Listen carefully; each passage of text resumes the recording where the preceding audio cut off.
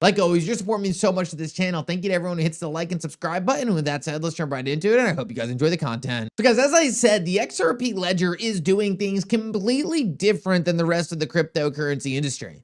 And a company, Ripple, that specifically uses the XRP ledger has taken a completely different approach than every other cryptocurrency company out there. Now, for me, this has always been one of the core reasons why I have been so attracted to XRP and Ripple.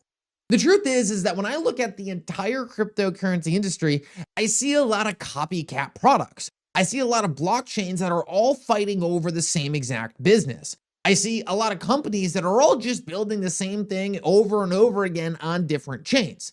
And it's that sort of activity, not that it's not valuable, not that there's not going to be long-term winners there that find a tremendous amount of success, but it's very difficult to invest into. It's very difficult to build a thesis around because there are so many competitors doing the exact same thing. It's really difficult to find exactly who is going to win.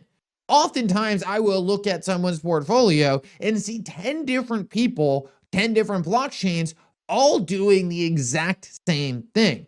And it's so difficult to build a differentiated thesis on why one might win over the other. This was a huge problem for investors coming out of the internet era. And in my opinion, something that is not a problem in the Ripple and XRP ecosystem. I want to talk about some of those distinct advantages, and one thing in particular that is by far the most important piece, but these are things that you absolutely need to be aware of if you're considering investing into XRP or are currently an XRP holder. One of the most obvious differentiators for XRP versus the rest of the cryptocurrency industry is the inherent architecture of the XRP ledger.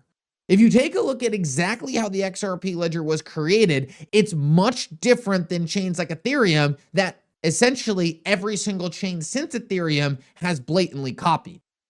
Every chain from Ethereum on, and Ethereum itself, has gone towards this smart contract functionality. This idea that you can build absolutely anything on top of these blockchains and it's decentralized in nature.